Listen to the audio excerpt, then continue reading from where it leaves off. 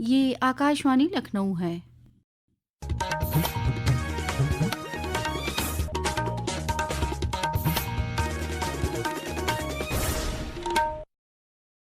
अब आप शाइस्ता बानो से इलाकाई खबरें सुनिए।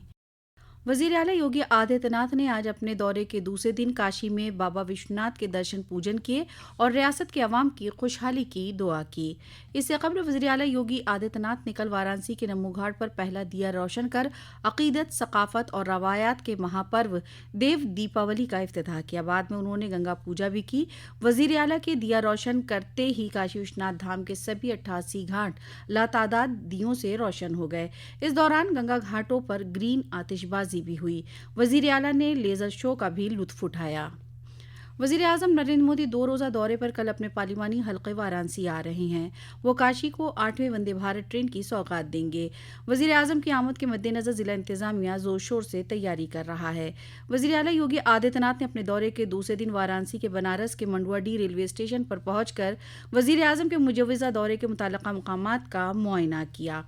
वाराणसी के डिवीजनल कमिश्नर एस राजनिगम ने बताया कि तहफ़्फ़ुज़ के पुख्ता इंतजाम किए जा रहे हैं।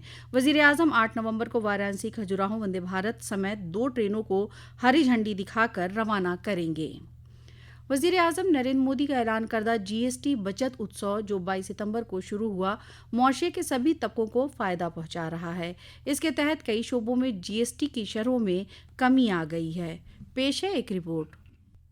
नए जीएसटी सुधारों ने प्रमुख इलेक्ट्रॉनिक उपकरणों पर करों में कमी करके इलेक्ट्रॉनिक क्षेत्र को महत्वपूर्ण राहत प्रदान की है। मॉनिटर और प्रोजेक्टर पर जीएसटी की दरें 28% टैक्स स्लैब से घटाकर 18% कर दी गई है, जिससे स्कूलों और कार्यालयों का खर्च कम हुआ है। इसके साथ ही एयर कंडीशनर, डिश वॉशर और टेलीविजन सहित विभिन्न घरेलू इलेक्ट्रॉनिक वस्तुओं पर जीएसटी घटाकर 18% कर दिया गया है, जिससे लोगों के लिए घरेलू इलेक्ट्रॉनिक्स किफायती हो गए हैं। इलेक्ट्रॉनिक वस्तुओं पर जीएसटी दरों को युक्ति संगत बनाने से लागत कम हुई है, पूरे क्षेत्र में मांग बढ़ी है और घरेलू इलेक्ट्रॉनिक्स विनिर्माण को भी बल मिला है। शिवांग मिश्रा की रिपोर्ट के साथ आदर्श, आकाशवाणी समाचार, दिल्ली। वज़ीर आज़म नरेंद्र मोदी कल नई दिल्ली में कौमी गीत वंदे मातरम के 150 साल पूरे होने का जश्न मनाने की इफ्तिताही तकरीब का आगाज़ करेंगे। सकाफत की वजारत कौमी गीत के 150 साल मुकम्मल होने के प्रोग्राम का एहतमाम करेगी। ये प्रोग्राम कल से शुरू होकर आइंदा साल 7 नवंबर तक जारी रहेगा। साल भर जारी रहने वाला ये प्रोग्राम इस तख्लीक के 150 साल मुकम्मल होने का जश्न मनाएगा, जिसने भारत की आज़ादी की तहरीक को मुनव्वर किया और जो आज भी कौमी फ़ख्र और लातादाद के जज्बात को बेदार करता है।